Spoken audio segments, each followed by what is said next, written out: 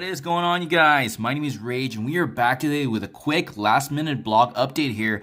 So if you guys have checked online, we got the notification through Discord, but yes, the confirmation finally that Black Cat is indeed Marvel Strike Force's newest legendary character. We also got additional verbiage here on the requirements, so we're going to jump into that. But as well, they're going to be leading and being part of this new Secret Defenders team. So as you guys can see here, Black Cat, she's a very infamous feline felon, I guess, that's part of this Secret Defenders team. Rounding out the rest of that roster is going to be Photon, Miss Marvel, Hard Light, Ghost Rider, Robbie version, as well as Doctor Strange getting upgraded. So great to see that kind of rework being added to him, especially since he kind of lost a little love. A lot of people thought intentionally before with Darkhold, Doctor Strange was actually going to get a rework, but it didn't look like to be the case. So now we're going to get a shot again at that, as well as them being part of this Secret Defenders, right? Also, good to know as well, guys. This is going to be similar to Nova's event. It's going to be a Trials event where you can actually earn character shards,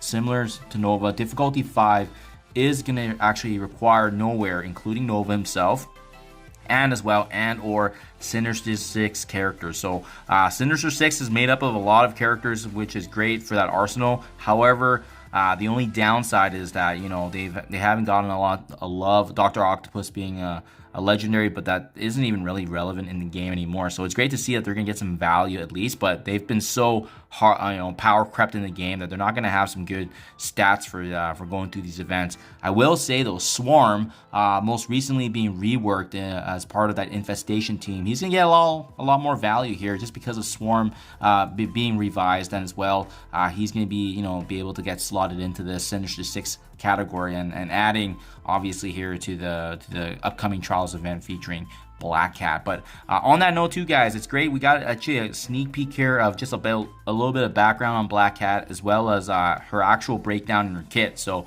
really cool stuff.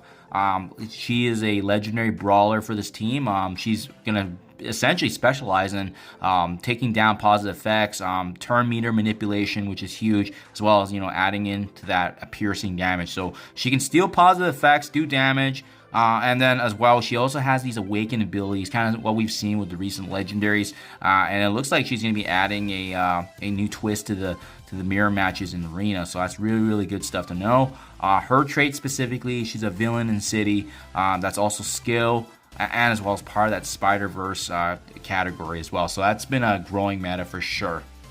So having said that, guys, let's do a quick sneak peek in regards to her kit, how it's going to look overall, and let me know what you guys think as well, if you believe this is going to be a powerful legendary join the game. But I mean, this is similar to those Nova trials that we saw as well, so a great opportunity for sure. Okay, let's get started. So basic attack here being Stealth Slice. So attacking the primary target for piercing damage, applying slow and bleed. Okay, that's pretty standard.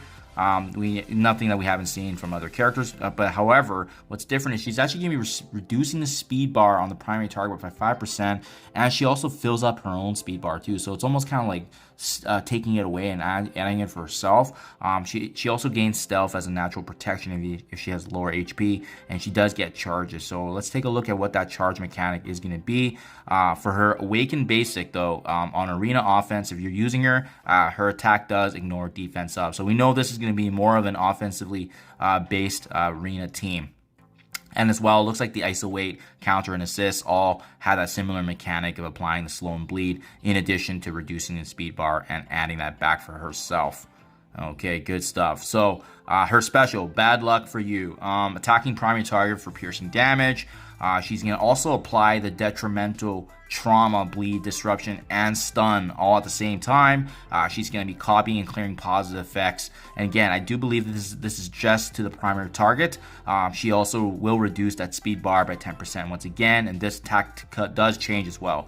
It rebounds to at least 4 adjacent targets for piercing damage, clearing charges on each of the enemy's attacks. So That's a little bit of a different mechanic. Clearing charges, but it is only by one, not all of it like Silver Surfer, but I mean, still a very notable impact of effect that we haven't seen from a lot of characters. Also filling up that speed bar as well. And on top of that, she's going to be applying charges to herself and all Secret Defender allies. And this can, in fact, also chain to stealth targets. So that's pretty notable, guys. That's a pretty powerful special ability, and doesn't cost that much either.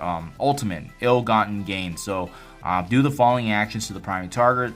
She's clearing immunity, transferring all negatives and vulnerability from self. She's also copying and clearing all charges and positive effects, excluding taunt to herself. In Arena, if she has trauma, she's going to be applying trauma. Okay, that's different. She's attacking for piercing, reducing speed bar, which is what we've seen from before.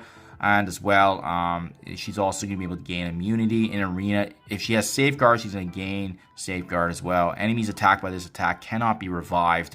Okay, I really like that aspect. So, I mean, very powerful ultimate ability, obviously. But it's a lot of transferring, though. I know, you know, like especially with the trauma being on her, she can actually take that off, which is something we haven't seen, actually. Typically, that's something that's placed that ensures all negative conditions stay. So, this ability directly deals with the trauma aspect, and same with Safeguard, actually being able to take that as way and actually gain it for herself as well. On the awakened aspect of her ability, she's going to be applying blind to the primary target and as well one random Spider-Verse enemy. So bare minimum, at least you're up against Spider-Verse, she's going to be able to at least apply blind on at least 2 characters. And more specifically, this Spider-Verse probably is targeting a character like Spider-Weaver, if she's still obviously used in the meta there. But other than that, I'm thinking about the top Arena characters, and nothing really comes to mind in terms of Spider-Verse that we should be concerned about. And last but not least here, her passive ability. So at the start of each match, bio characters cannot spawn with speed up. Okay, that's really notable in terms of any kind of advantages enemies can get. She's going to be gaining 3 charges, 9 death proofs, hence the the 9 lives for cat reference. I love it.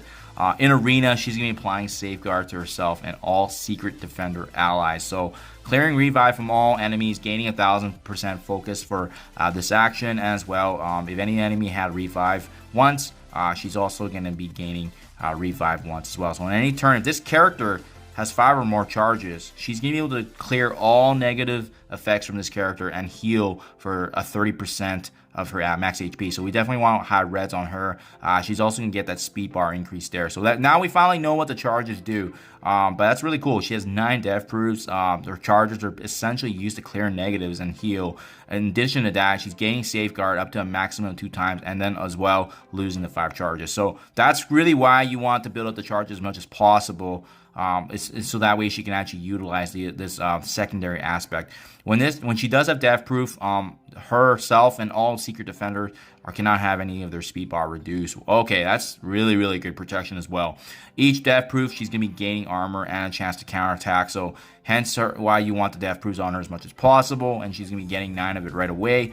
And as well, all Secret Defenders and Spider-Man allies actually gaining a 50% max HP. So really big. I can see a lot of different dynamics to synergize with the Spider-Man characters in the game because of the fact that she can actually provide an opportunity for theory crafting there. So that's really different too. And then lastly, guys, the Awakened passive. So enemies cannot spawn with death proof, and she also lowers damage reduction for enemies that do not have death proof by 15%. So that's just like more icing on the cake for her kit and overall. But I like how she does have an intended team synergy with the Secret Defenders, but she has aspects of targeting Spider-Verse and as well being able to synergize with fellow Spider-Man characters. So that's definitely going to be different and interesting. But yeah, let me know what you guys think in the comments below. Great that we finally got this update on the newest legendary character. And then as well, some value again, like I said, we're going to be seeing Knowhere being utilized for that. So definitely build them up if you have them ready to go. As well, any Sinister 6 characters like, more recently, like I said earlier, Swarm getting reworked is going to have more value. But always exciting to see for sure. Thank you as always, you guys, and I'll catch you guys in the next one.